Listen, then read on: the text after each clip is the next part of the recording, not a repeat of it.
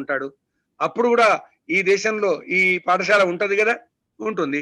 మరి పాఠశాల ఉన్నప్పుడు నాలాంటి వాడు చదువు చెప్పేవాడు కావాలి కదా. నాకిప్పుడు ఈ పాఠశాల వాడు నెలకు 500 రూపాయలే ఇస్తున్నారు. వాడు నాకు 2000 రూపాయలు ఇస్తాడు. నేను తీసుకొని పో అన్నాడు.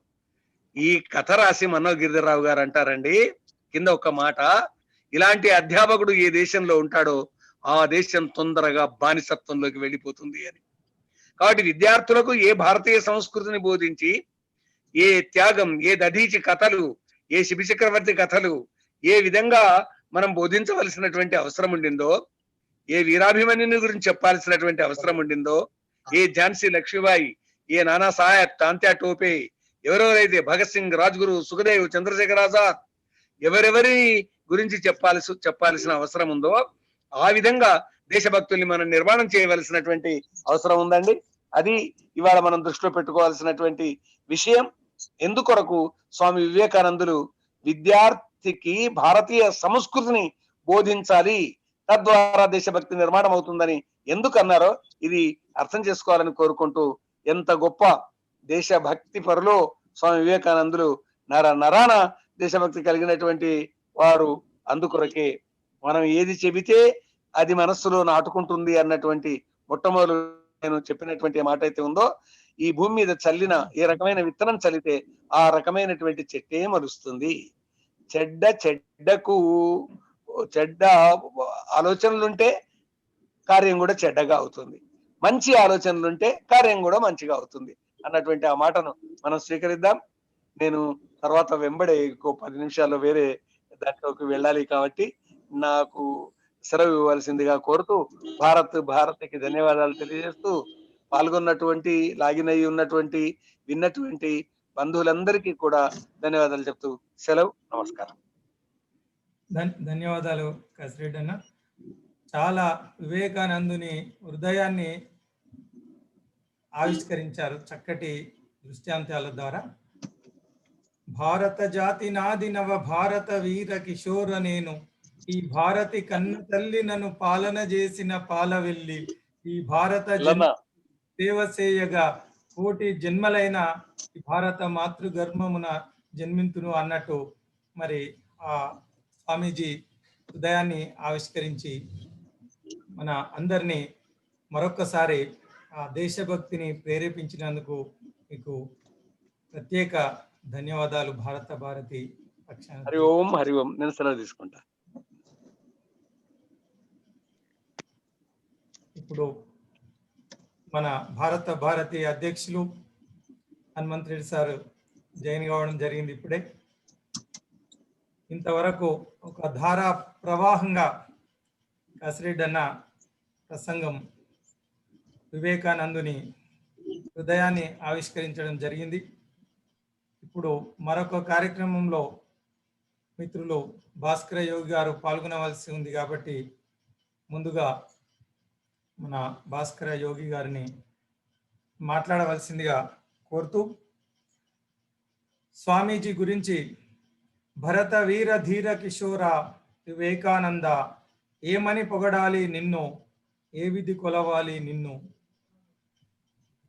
బానిసలుగా బ్రతుకుతున్న భరత జాతి గుండెల్లో స్వాభిమానం రగిలించి చైతన్యం నింపావు. బానిసలుగా బ్రతుకుతున్న భరత జాతి గుండెల్లో స్వాభిమానం రగిలించి చైతన్యం నింపావు. చైతన్యమూర్తి వందున లేక స్వాతంత్ర్య స్ఫూర్తి వందున, ఏమని పొగడాలి నిన్ను, ఏమి కొలవాలి నిన్ను.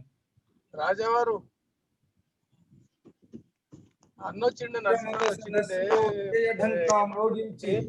విశ్వ వీధులలో విశ్వ మత సదస్సులో విజయ ఢంకా మోగించి విశ్వ వీధులలోన నిలిచావు. భారతీయ లేక కొలవాలి నిన్ను, ఏ విధి పొగడాలి నిన్ను.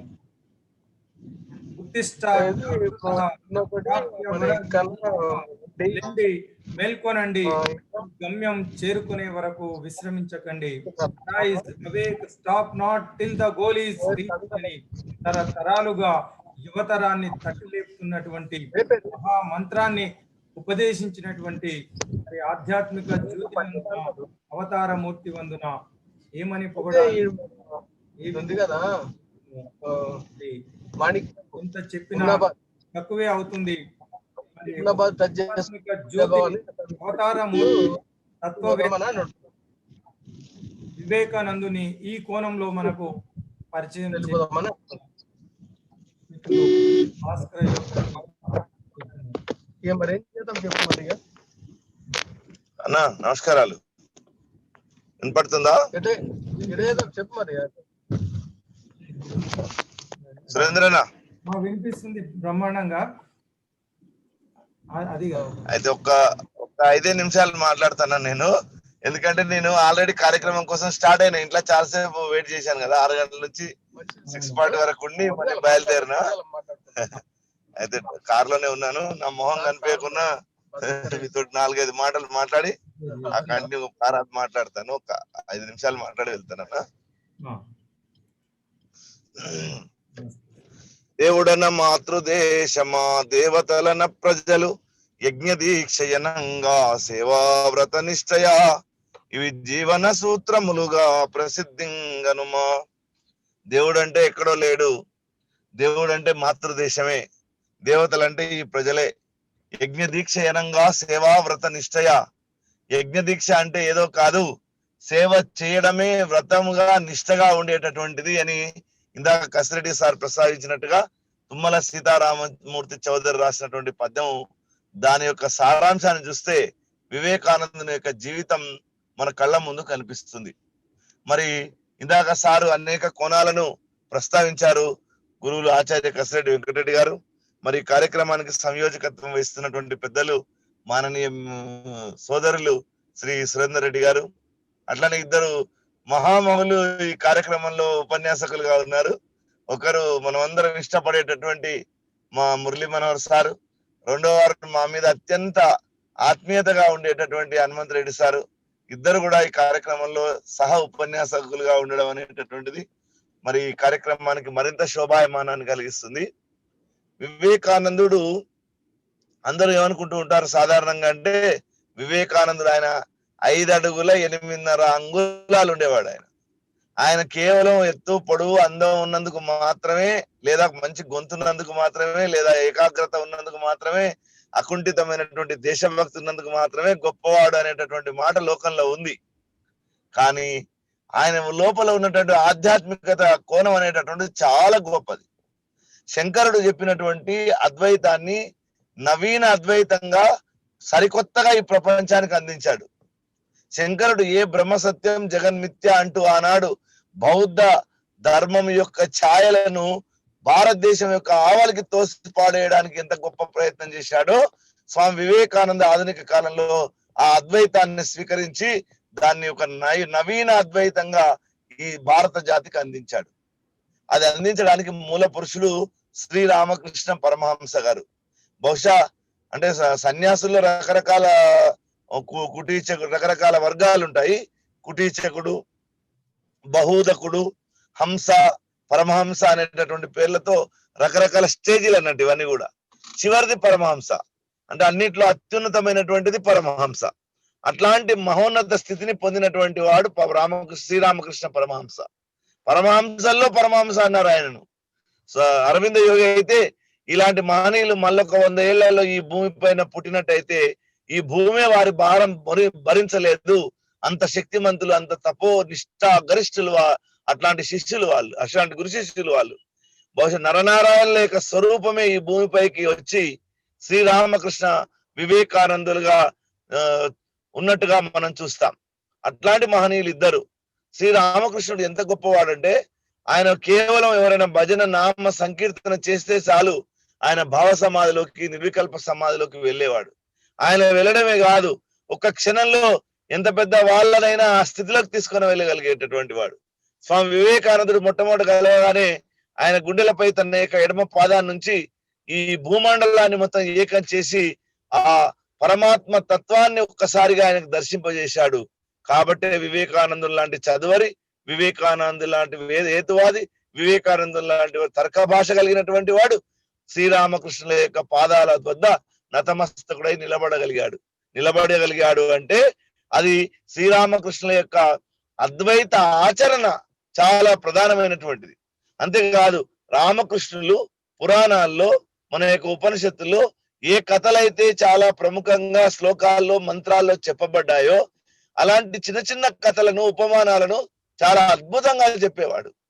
అప్పుడు వివేకానందుడు అనుకునేవాడు, అరే ఉపనిషత్తుల్లో చెప్పినటువంటివి పురాణాల్లో చెప్పినటువంటి అనేక విషయాలు ఈయన ఎంత అవలీలగా చెప్తున్నాడేంటి, ఎలా చెప్పగలుగుతున్నాడు ఆ ఉపమానాలన్నీ కూడా అని ఆశ్చర్యపోయేవాడు. బహుశా అదొక ఆధ్యాత్మికమైనటువంటి ఒక స్రవంతి లాగా శ్రీరామకృష్ణుల యొక్క ప్రసంగాలు కొనసాగేవి.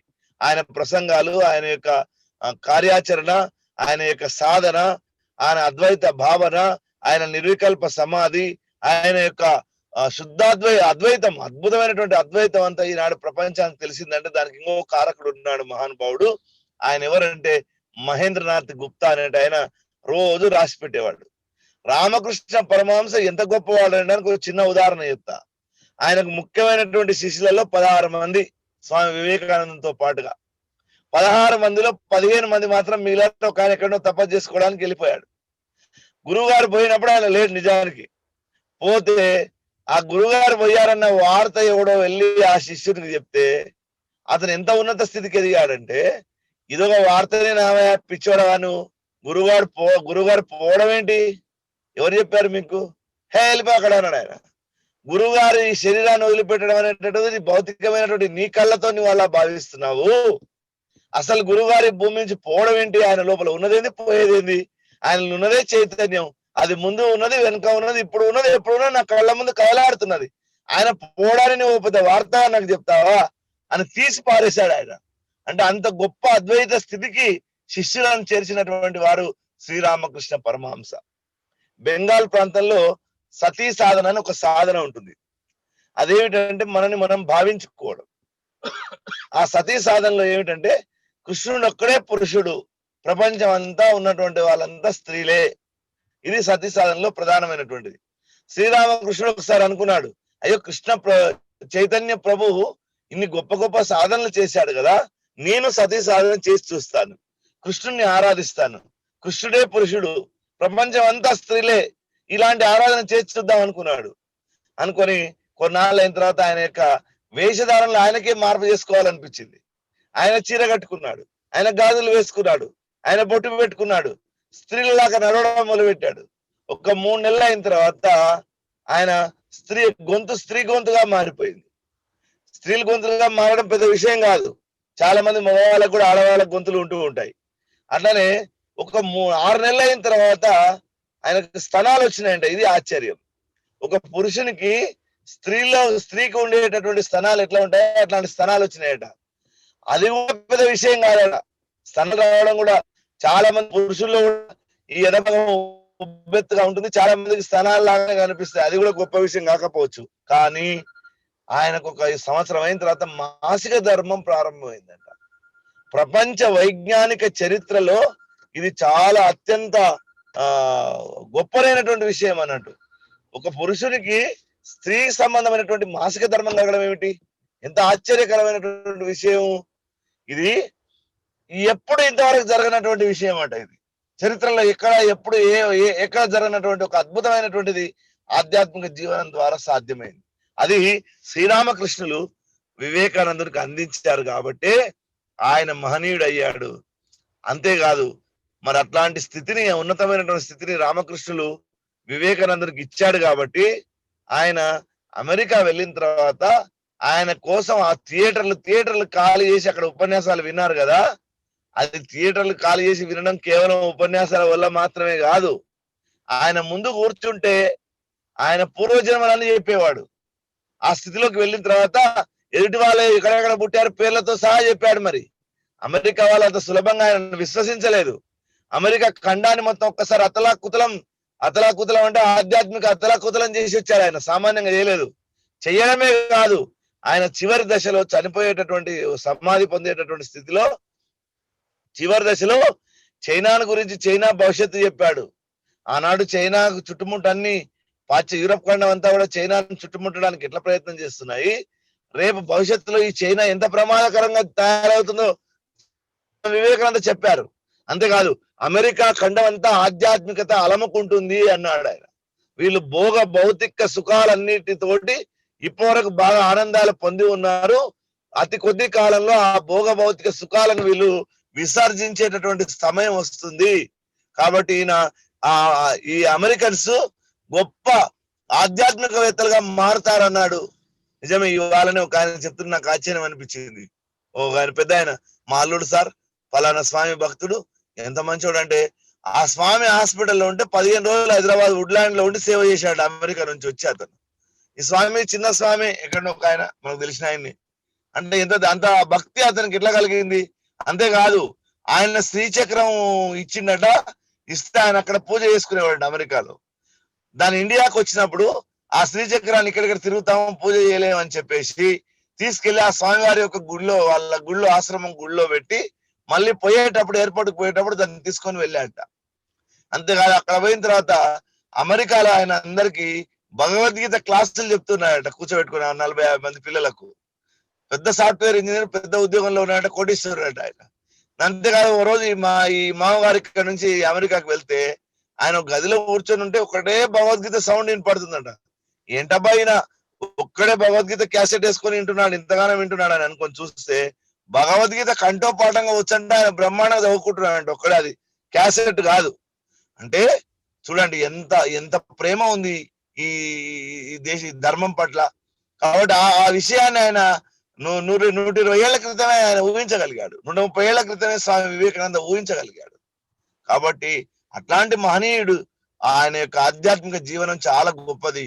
ఆయన ఇచ్చినటువంటి అద్వైత సిద్ధాంతాన్ని, శంకరుని యొక్క అద్వైత సిద్ధాంతాన్ని నవీన భారతదేశంలో, నవ్య సాంప్రదాయంలో అద్భుతంగా బోధించి ఆధ్యాత్మిక ఉన్ముఖులను చేశాడు, ఆధ్యాత్మిక ఉన్మత్తులను చేశాడు కాబట్టి ఈ దేశం ఆయన మాట విన్నది.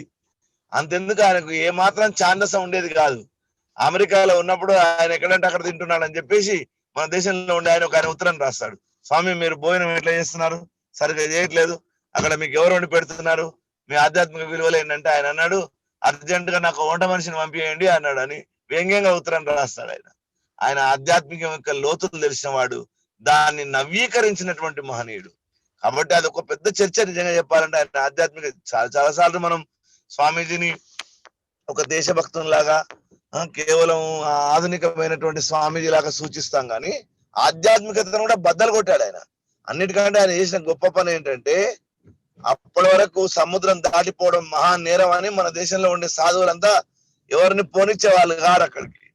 కానీ మొట్టమొదటిసారి సముద్రం దాటి అవతలకి పోయి ఒక ఇనుప సంఖ్యలను బద్దలు కొట్టేశాడు. కాబట్టి ఇవాళ ఆయన దగ్గర నుంచి మొదలుకుంటే చిన్నజీయర్ స్వామి వరకు అందరూ అమెరికాకు వెళ్ళగలుగుతున్నారు, అన్ని దేశాలకు వెళ్ళగలుగుతున్నారు. అది స్వామీజీ వేసినటువంటి మార్గము. ప్రపంచం మొత్తం ఇవాళ ఎంతో మంది ఆర్ట్ ఆఫ్ లివింగ్ రవిశంకర్ కావచ్చు, సత్సాయి బాబు కావచ్చు, మా అమృతానందమే కావచ్చు, వాసుదేవ్ కావచ్చు, ఇట్లాంటి గురువుల దగ్గరికి మంది ఫారినర్లు వస్తున్నారంటే ఏంటి కారణం? మరి వాళ్ళంతా రావడానికి మరి ఆనాడు రమణ మహర్షి దగ్గర కానీ, ఆ తర్వాత నిసర్గదత్త మహారాజు దగ్గర కానీ ఇంతమంది దగ్గరికి ఫారినర్స్ వచ్చారంటే మరి వివేకానందుడు అక్కడ చల్లినటువంటి ఆధ్యాత్మిక బీజాలే దానికి కారణం. ఆయన ఆధ్యాత్మిక శక్తి అనంతమైనటువంటిది.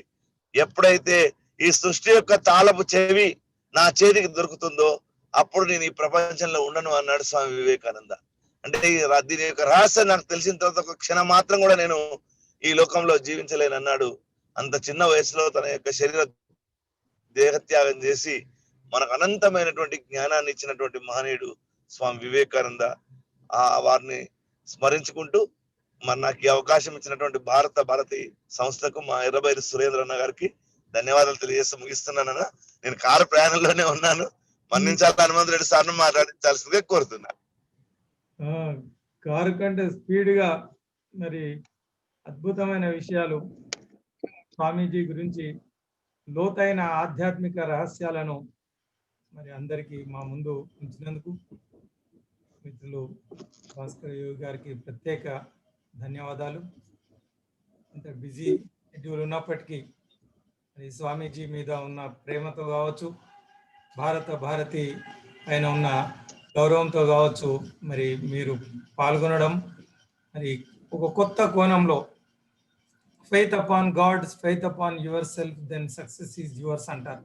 మరి స్వామీజీ జీవితాన్ని పరిశీలిస్తే ఒక మానవ మాతృనికి అది సాధ్యమేనా అనిపించే అద్భుతమైన ఘట్టాలు ఎన్నో స్వామీజీ జీవితంలో మనం చూస్తాం.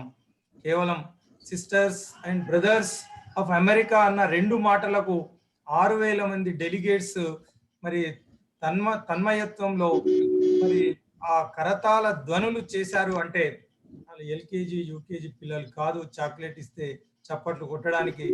మరి అదొక మహా జ్ఞానం.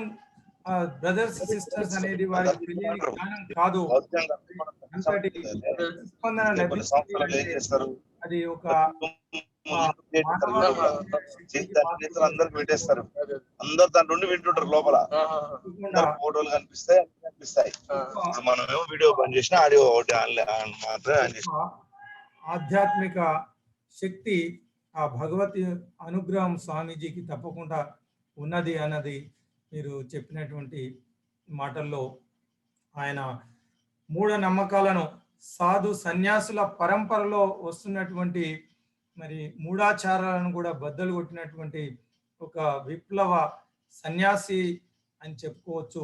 ఒక తుఫాన్ సన్యాసిగా మరి భారతదేశానికి సేవ చేయడానికి నాకు మోక్షం అక్కర్లేదు, 1000 జన్మలైన ఈ కర్మ ధర్మభూమిలో జన్మిస్తాను అని చెప్పినటువంటి స్వామీజీ మరి సన్యాసులను కూడా ఆలోచింపజేసే విధంగా తర్వాతి వారికి ఒక చక్కటి ఆదర్శాన్ని నెలకొల్పినటువంటి మహానుభావులు, అవతారమూర్తి, ఆదర్శ పురుషులు మరి స్వామి వివేకానందులు. ధన్యవాదాలు భాస్కర్ యోగి గారు. ఇప్పుడు భారతి అధ్యక్షులు మన ప్రియాతి ప్రియమైన హనుమంతరెడ్డి సార్.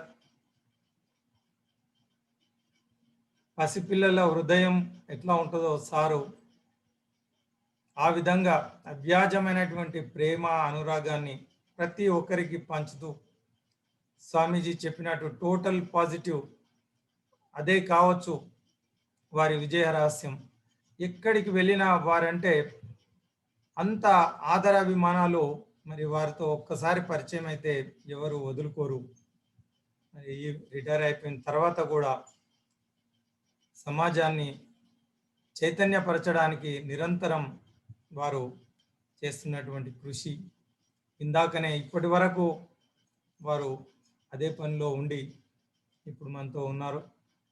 వారిని స్వామి వివేకానంద యువతకు వారి సందేశం. వివేకానందుడు అంటేనే యువకుడు.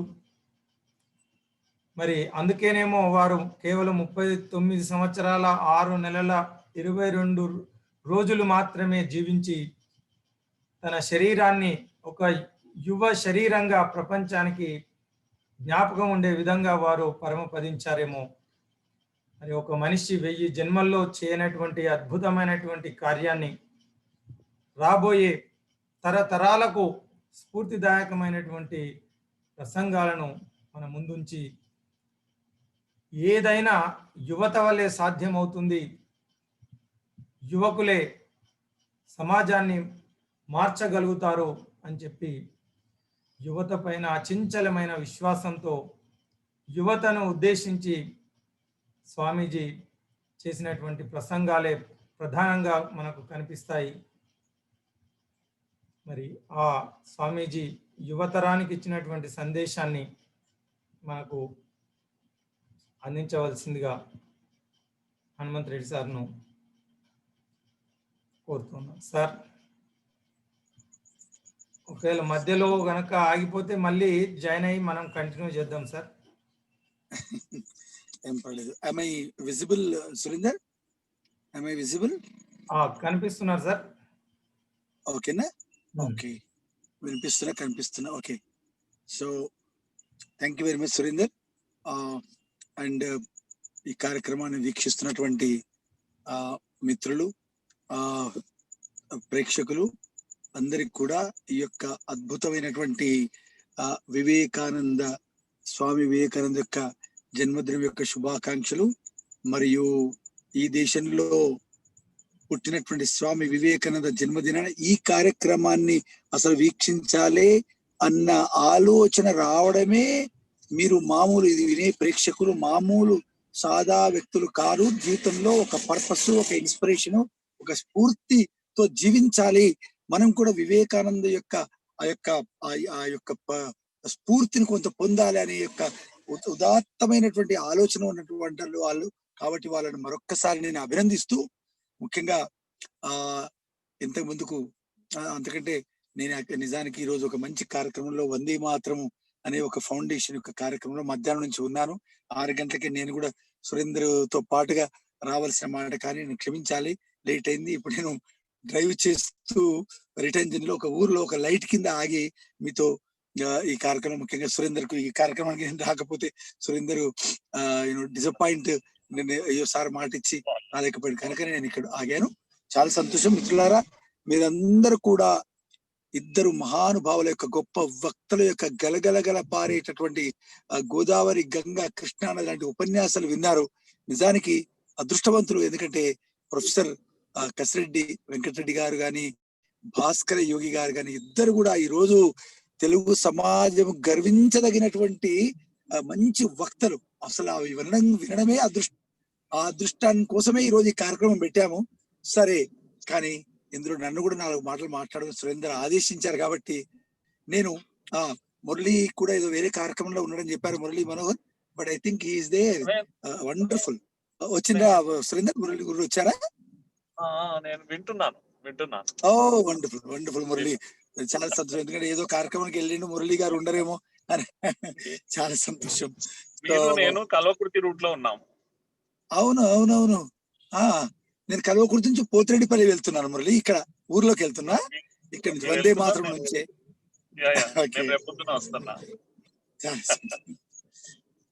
మిత్రులారా, నిజానికి స్వామి వివేకానంద యొక్క జన్మదినాన్ని భారతదేశంలో జాతీయ యువజనోత్సవంగా చాలా సంవత్సరాల క్రితమే మనం జరుపుకుంటూ వస్తున్నాం. ఈ మధ్యలో అది అంతర్జాతీయ యువజనోత్సవంగా కూడా జరుపుకుంటున్నాం. So here is a paradox. వివేకానందుడు ఏమిటి, ఆధ్యాత్మిక మహానుభావుడు యోగి ఏంటి, యువకులకు ఆదర్శం ఏంటి అనేది మామూలు వ్యక్తులకు అర్థం కాదు. అందుకనే ఆ విషయం గురించి నేను కొన్ని విషయాలు మీతో జస్ట్ స్పృశిస్తాను. For a few minutes please bear with me. మిత్రులారా, మనకు అందరికి తెలుసు వివేకానంద ఏ విధంగా ఆయన అన్నాడు, ఈ దేశం యొక్క భవిష్యత్తును మార్చాలంటే నాకు ఇగో ఇనుప కండరాలు, ఉక్కు నరాలు కలిగినటువంటి కొందరు యువకులను ఇవ్వండి, అప్పుడు నేను దేశాన్ని మారుస్తాను. అంటే ఏంది? He gave first priority to the fitness of young people. ఎందుకంటే a sound mind in a sound body అని మనకు నిరూపించారు వారు. ఫస్ట్ యువకులారా, మీరు దేశం కోసం ఏమో చేయాలి కాదు, ముందు మీరు కబడ్డీ ఆడండియా, మీరు ఫుట్బాల్ ఆడండియా, కబడ్డీ ఆడండి అని చెప్పాడు. ఎందుకంటే ఈ దేశంలో పుట్టిన గేమ్ కబడ్డీ. ఇది మనం ఈ రోజు మన యువకులందరూ ఎక్కడ గ్రౌండ్లలో చూసినా, ఏంటి బాబు నువ్వు అంటే I'm a lover of cricket అంటాడు. నువ్వు క్రికెట్ ప్రేమికుడువా, ఆడతావా క్రికెట్? వాడు క్రికెట్ ఆడాడు, కానీ క్రికెట్ గురించి మాట్లాడి తన్మయత్వంలో మునిగిపోతుంటే నేను చాలా గొప్పవాడిని. కానీ వివేకానందుడు గాని ఈ దేశ సంస్కృతిని ప్రేమించే వాళ్ళు ఏమంటారు, మన దేశంలో ఒక గొప్ప గేమ్ ఉంది. ఆ గేమ్ ఎంత గొప్పదంటే లీడర్షిప్ క్వాలిటీస్, ధైర్య సాహసాలు పోషించేటటువంటి పెంపొందించే గేమ్ ఇది క్రికెట్. మన యొక్క కబడ్డీ అనే ప్రత్యర్థి యొక్క గ్రౌండ్ లోకి వెళ్ళి ఆ ప్రత్యర్థిని ముట్టుకొని మళ్ళీ వచ్చేటటువంటి దానివల్ల. అందుకని దేశంలో యువకులు దృఢమైనటువంటి శరీరము, అంతకంటే దృఢమైన మనసు కావాలంటే కబడ్డీ ఆడండి. ఇది వివేకానంద చెప్పినటువంటి విషయం. కనుక ఈరోజు యువకులు ఏమైపోయారు, శరీర దారుఢ్యం లేదు, ముసలి వాళ్ళలాగా చిన్న వయసులోనే మొత్తం శారీరకంగా దుర్బలులైపోయి ఒక్క పని చేయాలంటే కూడా ఏది కష్టం, చాలా డిస్కంఫర్ట్ ఫీల్ అవుతున్నారు. కనుక Vivekananda first you take care of your body, then your mind. ఆటలు ఆడడం వల్ల నీ మనస్సు కూడా యాక్టివ్ అయిపోతుంది. నువ్వు అప్పుడు దేశకు వచ్చే సమస్యను నువ్వు ఆటలాగా భావిస్తావు. ఈరోజు ఏమైంది మిత్రులారా, యువకులు చిన్న సమస్య వస్తే మన యువకులు భయపడుతున్నారు. ఎటువంటి జీవితం కావాలి నీకు? నేను ఆ మధ్యలో ఒకానొక కళాశాలలో విద్యార్థులను అడిగాను, what kind of life do you want అంటే, ఒక అమ్మాయి డిగ్రీలో ఫైనల్ ఇయర్ అమ్మాయి చెప్తుంది, లేచి అమ్మ అమ్మ నీకు ఎటువంటి జీవితం కావాలని కోరుకుంటున్నావు చెప్పు తల్లి అంటే అన్నది sir I want cool life I want cool and comfortable life sir అన్నది కూల్ అండ్ కంఫర్టబుల్ లైఫ్ అదేనండి కూడా అవును సార్ సమస్యలు లేనటువంటి కూల్ అండ్ కంఫర్టబుల్ లైఫ్ కావాలి అన్నది. అప్పుడు నేను చెప్పాను అమ్మా నీకు కూల్ అండ్ కంఫర్టబుల్ లైఫ్ కావాలంటే ఇదిగో ఈ సమావేశ సభాస్థలం నుంచి ఎదురుగా హాస్పిటల్ ఉంది. హాస్పిటల్లో ముందు గేట్లకు వెళ్ళిన లెఫ్ట్ సైడ్ వెళ్ళు, ఒక ఫర్లాంగ్ దూరం వెళ్తే అక్కడ నీకు ఒక గది వస్తుంది. ఆ గదిలో వెళ్ళి పడుకో తల్లి, కూల్ గా ఉంటది. ఏంటి ఆ గది? మార్చువరి శవాల గది, ఏసీ ఉంటది. చక్కగా ఒక శవం దగ్గర పడుకుంటే అక్కడ మాత్రం మనకు హాయిగా. అంటే జీవితం అంటేనే సమస్యలు అనేటివి part and parcel of life. కానీ what is your attitude towards life? You want a life without any problem, life which is cool and comfortable. ఈ యొక్క దృష్టి యువకుల్లోకి మారినప్పుడు అప్పుడు నిజంగా ఈ దేశం కోసం ఏమైనా చేయగలరు. ఎందుకంటే మిత్రులారా, కంఫర్ట్ అనే జోన్ లో ఉండాలని మనం అందరం కోరుకుంటాం. యువకులు మనం యువకుడు అంటే శారీరకమైనటువంటి వయస్సు కాదు. యవ్వనం అనేది, యూత్ఫుల్నెస్ అనేది is an attitude. Age is an attitude. ఈరోజు 40 ఏళ్ల వాళ్ళు ఏంటండి రండి దేశం గురించి ఆలోచిద్దామంటే మాదేముందండి మేము మిడిల్ ఏజ్ అయిపోయింది. కాదు. There are people who even at the age of 90 they are thinking and they are working for the country. వయస్సును పక్కకు పెట్టి మన దేశ ప్రధాని చూడండి 68 ఏళ్ళు, 69 ఏళ్ళు, 68 ఏళ్ళు నిత్యము కేవలం రోజుకు 4-5 గంటలు మాత్రమే పడుకుని రోజుకు 18 గంటలు ఈ దేశం కోసము నిర్విరామంగా అలసిపోకుండా కృషి చేస్తున్నటువంటి వీళ్ళందరికీ ఎవరు ఆదర్శము? నరేంద్ర మోడీ గారికి ఆదర్శం ఎవరు? వివేకానందుడు. అయితే మనము సమస్యలను చూసి భయపడుతున్న యూత్ ఉన్నారు. ఈరోజు సమస్యను ఎలా చూడాలి?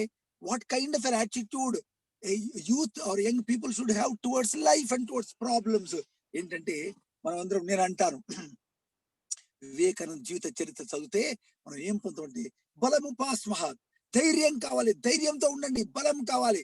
ఏం బలము? నీ మానసిక బలం కావాలి. అంటే సమస్యలను చూసి భయపడి పారిపోవడం కాదు. సమస్యలు అనేటివి లైఫ్ లో అవి ఈ యూనివర్స్ లేక విశ్వము మనకి ఇచ్చినటువంటి చిన్న ఛాలెంజెస్. ఎప్పుడైతే ఒక్కొక్క సమస్యను నీ మైండ్ సమస్య మీద కాదు, సమస్య వచ్చినప్పుడు ఇది ఒక అవకాశంగా థ్యాంక్ యూ అనుకోవాలి. మన mind always should think about solution, not about the problem. నీ ఫోకస్ ప్రాబ్లం మీద ఉంటే నీకు జీవితంలో అన్ని ప్రాబ్లమ్సే కనపడతాయి. నీకు ఒక ప్రాబ్లం వచ్చినప్పుడు దాని యొక్క సొల్యూషన్ పైన, పరిష్కారం పైన నీవు ఆలోచిస్తున్నప్పుడు నీ మైండ్ లో క్రియేటివిటీ పెరిగిపోతుంది. కాబట్టి కంఫర్ట్ జోన్ లో ఉన్నంత వరకు ఎవడు అభివృద్ధి సాధించలేడు. అభివృద్ధి పొందింది ఎవరైనా, ఇన్క్లూడింగ్ స్వామి వివేకానంద, వారి యొక్క జీవితంలో కూడా జరిగింది. When you step out of your comfort zone, there lies your success. ఎందుకంటే నేను ఒక సైకాలజీలో ఒక పాయింట్ చెప్తాను. కంఫర్ట్ జోన్ లో ఉన్నామా, మనం కంఫర్ట్ జోన్ దాటి బయటికి వెళ్ళి ఒక పని చేసినాం అనుకోండి, అప్పుడు జరిగే అద్భుతం ఏమిటో తెలుసా మిత్రులారా? మన కంఫర్ట్ జోన్ యొక్క వలయము పెరిగి అది ఎక్స్పాండ్ అయిపోతుంది. ఎక్స్పాండ్ అయిపోయి ఏదైతే మనం డిస్కంఫర్ట్ జోన్ పాయింట్ మనం టచ్ చేసామో that comes under your comfort zone. అంటే మనం డిస్కంఫర్ట్ జోన్ ను ఒక పర్పస్ఫుల్ డిస్కంఫర్ట్ క్రియేట్ చేసుకున్నాం అనుకోండి. అంటే ఉదాహరణకు ఉదయం రోజు పొద్దున్నే లేచి గంట సేపు వ్యాయామం చేయాలి. ఎవరికి కూడా కంఫర్ట్ కాదు అది డిస్కంఫర్టే. లేకుంటే ఇంట్లో పని చేయాలి, డిస్కంఫర్ట్. తల్లికి ఇంట్లో మాతృమూర్తిగా వంట చేయడం కంఫర్టా? డిస్కంఫర్టే. కానీ మన డిస్కంఫర్ట్ కు ఒక పర్పస్ క్రియేట్ చేసుకున్నాం అనుకోండి, అప్పుడు your discomfort point will become a part of the comfort zone. So purposeful discomfort అంటే యూత్ ఒక ఇష్టం లేని పని ఉంది కానీ మన భవిష్యత్తుకు అది అవసరం, నా జీవితం యొక్క విజయానికి అది అవసరం అనుకున్నప్పుడు you think that it is a purposeful, create a purpose for that, it is a purposeful discomfort. కనుక అప్పుడు సమస్యలను చూసి భయపడం, సమస్యలను ఆహ్వానిస్తాం. సమస్యలను అది ఒకటి మనం నేర్చుకోవాలి. మరియు నేను ఇంతకుముందు యాటిట్యూడ్ అని చెప్పాను. జీవితం ఇవ్వాలని యాటిట్యూడ్ ఏంటి? సమస్యలు దేశం ఇవ్వాలని యాటిట్యూడ్ ఏంటి? నిజానికి మనందరం కళ్ళకు అద్దాలు పెట్టుకుంటాం చాలా మంది, కానీ అసలు అద్దాలు అవి కాదు. I use a word which is my favourite word. ఇక్కడ ఐజ్ గాగుల్స్ కాదు పెట్టుకునేది. నేను యువతతో మాట్లాడుతున్నప్పుడు చెప్తున్నాను, యూజ్ మైండ్ కూడా ఒక ఐ ఉంటది. What is called, what is the meaning of attitude? Attitude is how I see the world. How I see the world. నేను నా మనోనేత్రంతో ఈ ప్రపంచాన్ని ఎలా చూస్తున్నాను. అయితే నీవు నీ మనస్సుకు కూడా గాగుల్స్ పెట్టుకో. ఎటువంటి గాగుల్స్ పెట్టుకో? How I see. నేను అంటాను, ఈ రోజు యువత తన జీవితాన్ని they are taking things for granted. నాకు దేశం ఏమిస్తుంది, నాకు ప్రభుత్వం, యూతులు గోడలపై రాస్తుంటారు మన దేశంలో కొందరు. ఏం రాస్తారు? ఓ ప్రభుత్వం నాకేమిచ్చింది, ఆకలితో చస్తున్నాం, ఏం చేసింది? Always hour youth is learning to ask for the rights. నాకు ఇది కావాలి, డిపెండెన్స్ పెరిగిపోయింది. దేశం నాకేమిచ్చింది, ప్రభుత్వం ఏమిచ్చింది, మా బతుకుని ఇట్లేనా?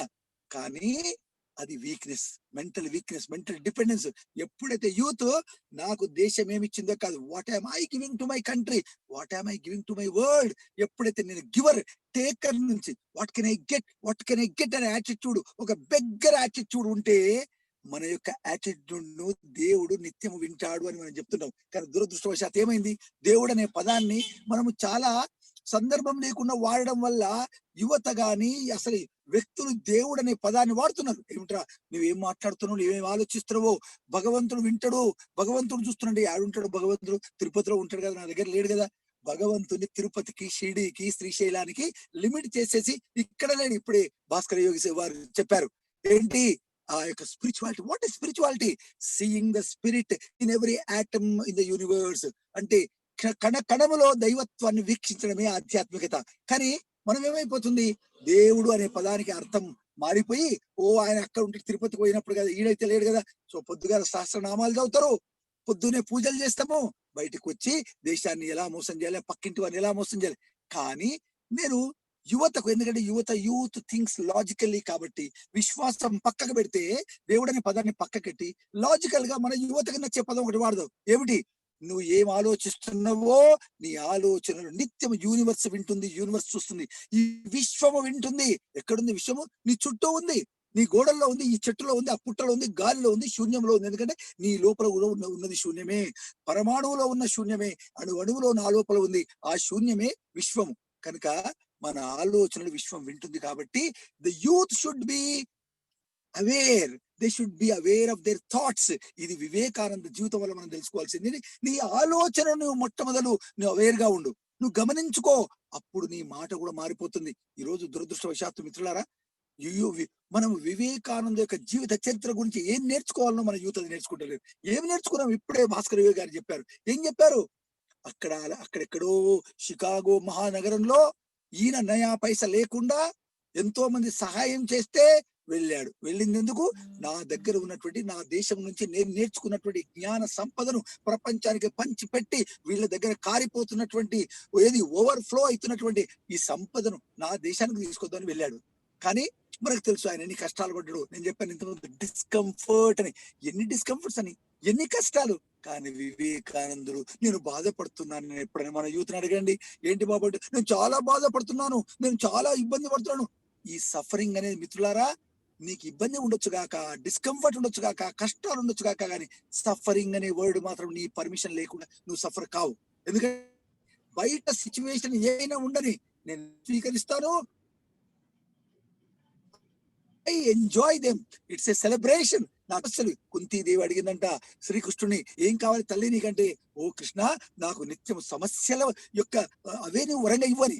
ఆమె ఎందుకన్నది అంటే, సమస్యలు ఉంటేనే నేను భగవంతుని గురించి నేను స్మరిస్తాను. ఆమె అన్నది పక్కకేడు. మనకంటే సమస్యలు ఉంటేనే నేను యాక్టివ్ అయిపోతాను, నేను షార్ప్ మైండెడ్ అయిపోతాను, నా లోపల సృజనాత్మక పెరుగుతుంది,